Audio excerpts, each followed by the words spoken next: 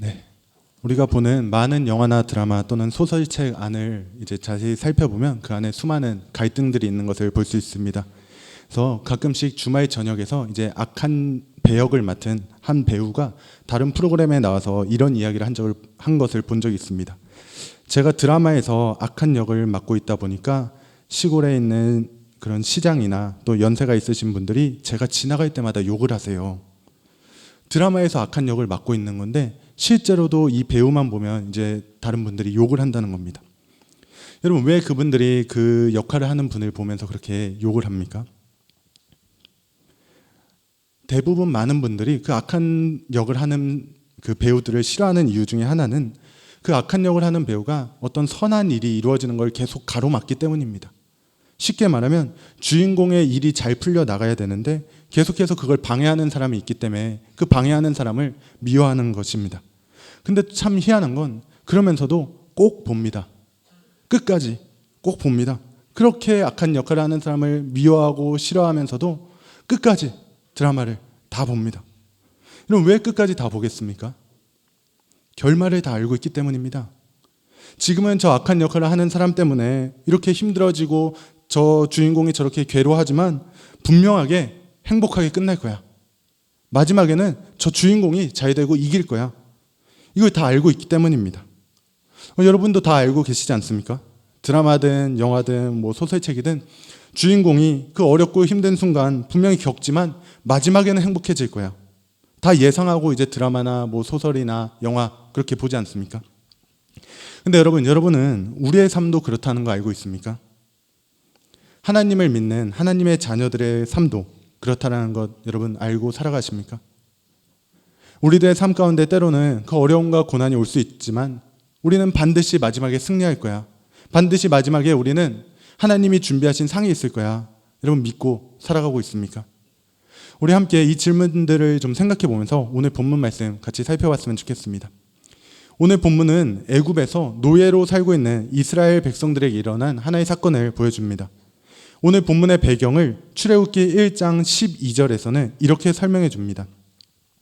그러나 학대를 받을수록 더욱 번성하여 퍼져나가니 애굽 사람이 이스라엘 자손으로 말미암아 근심하여. 이스라엘 자손들이 애굽에서 살아갈 때 점점 그 자손의 수가 많아진다는 겁니다. 그 자손의 수가 많아지니까 애굽 사람들이 그 일로 인해 근심하게 됩니다. 그리고 그 근심의 이유를 출애굽기 1장 10절에서 이렇게 말합니다. 자, 우리가 그들에게 대하여 지혜롭게 하자. 두렵건대 그들이 더 많게 되면 전쟁이 일어날 때 우리 대적과 합하여 우리와 싸우고 이 땅에서 나갈까 하노라 하고. 이스라엘 사람들의 숫자가 많아지니까 그 걱정을 하는 겁니다. 혹시 우리나라가 다른 나라와 전쟁을 할 때 저 이스라엘 사람들이 저 다른 나라와 함께 팀을 해서 우리를 공격하면 어떻게 하지? 그러면 우리는 어떻게 하면 좋을까? 이 고민을 시작하는 겁니다. 그래서 그 근심 속에서 선택한 방법이 오늘 본문 말씀입니다. 오늘 본문을 보면 애굽 왕이 히브리 산파, 그러니까 이스라엘 사람들의 그 출산을 도와주는 시브라라 하는 사람하고 부하라고 하는 사람에게 이렇게 명령합니다. 오늘 본문 16절입니다.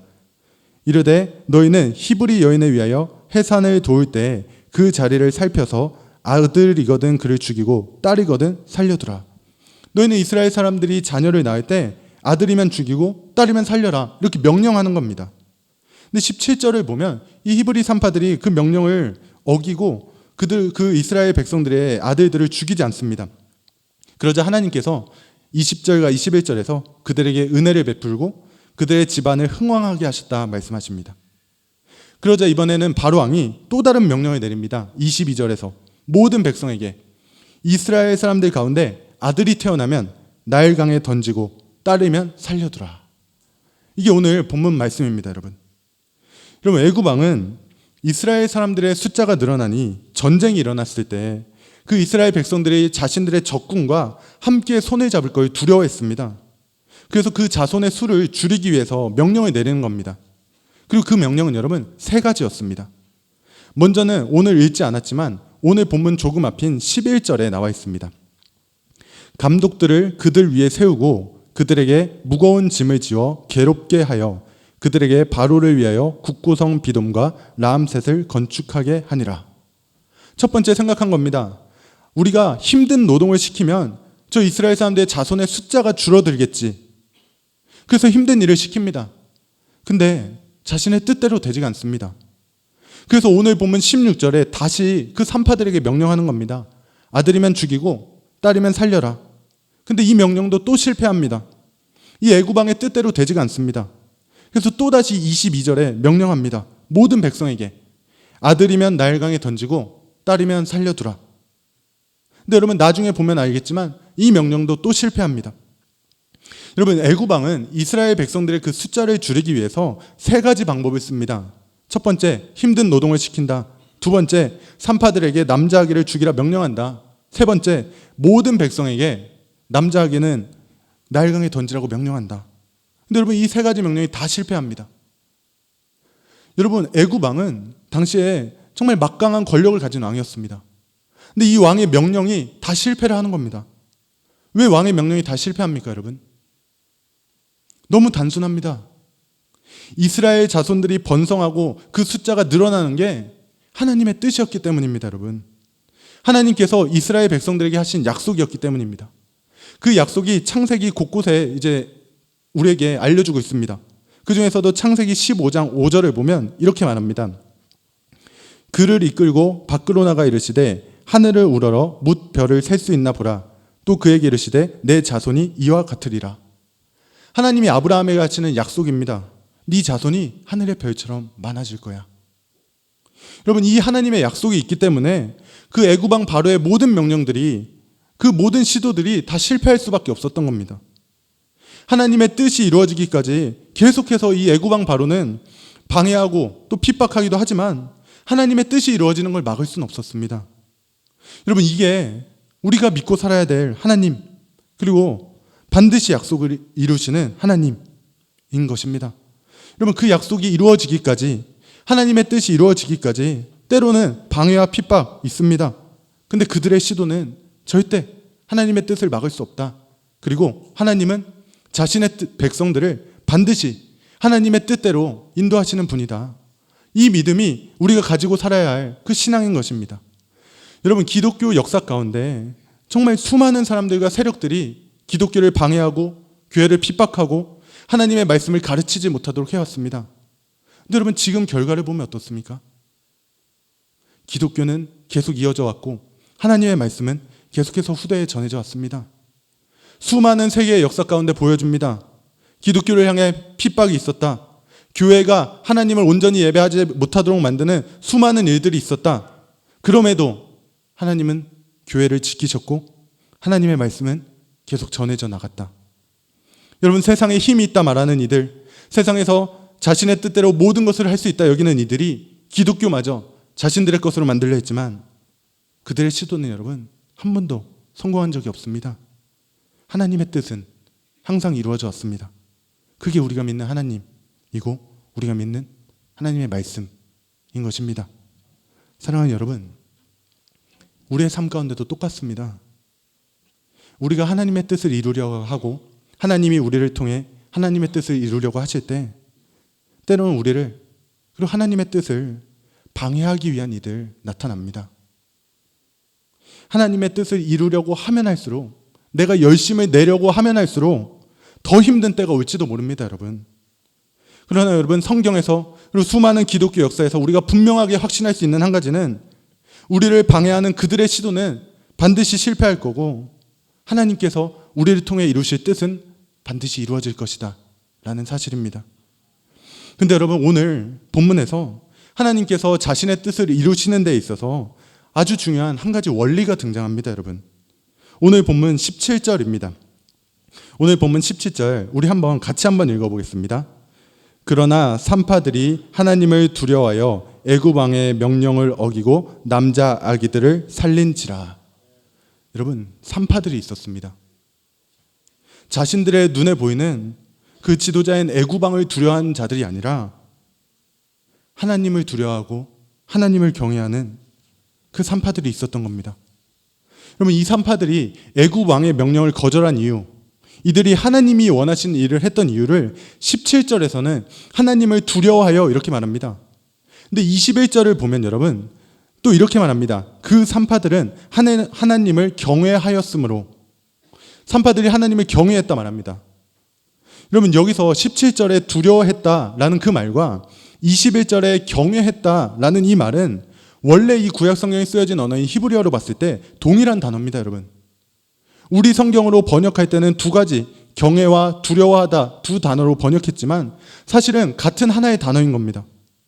결국 산파들이 애굽 왕 바로의 명령을 어기고 하나님의 그 원하시는 뜻을 쫓은 이유, 그 이유는 애굽 왕 바로를 두려워하고 경외한 게 아니라 하나님을 두려워하고 하나님을 경외했기 때문이다. 이렇게 성경은 말해주고 있는 것입니다.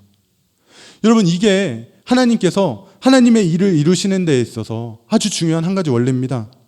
하나님을 두려워하고 하나님을 경외하는 이들을 통해 하나님께서 자신의 뜻을 이루어 가십니다. 사람의 눈에 보이는 그 세상에서 힘이 있다 여기는 자들을 두려워하고 경외하는 자들이 아니라 하나님을 두려워하고 하나님을 경외하는 자들을 통해 하나님이 하나님의 일을 이루어 가시는 겁니다. 사랑하는 여러분, 여러분 정말 세상에 있는 그 어떤 권력보다, 세상에 있는 그 어떤 문화보다 정말 하나님을 경외하며 하나님을 두려워하며 살아가고 있습니까? 그래서 그 하나님의 일에 동참하면서 그렇게 살아가고 계십니까? 여러분, 그렇게 살아간 이들에게 하나님께서 해주신 일이 뭡니까? 오늘 본문 21절에 이렇게 말씀하십니다. 그 산파들은 하나님을 경외하였으므로 하나님이 그들의 집안을 흥왕하게 하신지라. 그 산파들은 하나님을 경외하였으므로 하나님이 그들의 집안을 흥왕하게 하신지라. 여러분, 여기서 흥왕하다라는 말은 그 자손에 복을 주고 그 집안을 세워주셨다라는 의미입니다. 여러분, 이 산파들이 그 이스라엘 백성들의 아들들을 죽이지 않을 때 하나님, 내가 이런 일을 했으니 내게 이만큼의 복을 주셔야 합니다. 하나님, 내가 이런 일을 했으니 나한테 어떤 복을 주시겠습니까? 그런 마음으로 이런 일을 한 게 아니었습니다. 그저 이 산파들의 마음 가운데 있었던 것은 하나님을 두려워하고 하나님을 경외하며 살아가는 그 삶, 그거 하나였습니다. 근데 하나님께서 그 마음을 가지고 살아가는 그 사람들을 그냥 두지 않습니다, 여러분. 그들의 집안을 세우시고 하나님의 말씀에 기록하셔서 하나님의 뜻을 이루어 가시는 겁니다. 여러분, 이 산파들도 그때 당시에 흘렀던 그 세상의 질서, 애굽 왕 바로의 명령, 그리고 그 명령을 어겼을 때 자신들에게 닥칠 그 일에 대한 두려움, 여러분 당연히 있지 않았겠습니까? 근데 이 산파들이 그것들보다 더 두려워했던 게 뭡니까? 자신들이 믿는 하나님, 내가 믿는 그 하나님을 더 두려워하고 더 경외하며 살아간 겁니다. 그래서 세상의 명령이 아니라 그 하나님의 명령을 쫓아서 살아가는 겁니다. 그리고 하나님은 그렇게 살아가는 이들 모른다 하지 않으시고 그들의 집을 세우시고 그들을 하나님의 일에 동역자로 삼으셨던 겁니다. 사랑하는 여러분, 우리가 살아가는 우리의 삶 가운데 정말 하나님의 뜻과 반대되는 일들 많을지 모릅니다. 우리가 하나님의 말씀대로 살려고 할 때 오는 수많은 방해들 또 있을지 모릅니다. 그리고 특히 새해가 시작된 지금 새로운 신앙적 결단을 하시는 분들에게도 그 결단을 지키기 위해 정말 힘들게 그렇게 애쓰시는 분들에게도 정말 어려운 상황들 또 찾아올지도 모릅니다. 그러나 여러분, 우리가 진정으로 두려워하고 경외해야 할 분, 그분이 우리의 하나님이시다라는 사실 기억하면서 날마다 정말 하나님의 뜻대로 포기하지 않고 살아가기를 소원합니다. 그리고 그렇게 하나님의 말씀을 따르며 살아간 자들, 여러분, 하나님이 그냥 두지 않습니다. 세우시고 기억하시고 하나님이 복 주십니다. 여러분, 날마다 우리의 삶 가운데 정말 하나님의 뜻을 위해서 그 하나님의 말씀대로 살기 위해서 정말 하나님만을 두려워하고 경외하며 그래서 이 세상 가운데 지지 않고 이기며 살아가는 저와 여러분 되길 간절히 소원합니다. 함께 기도하겠습니다.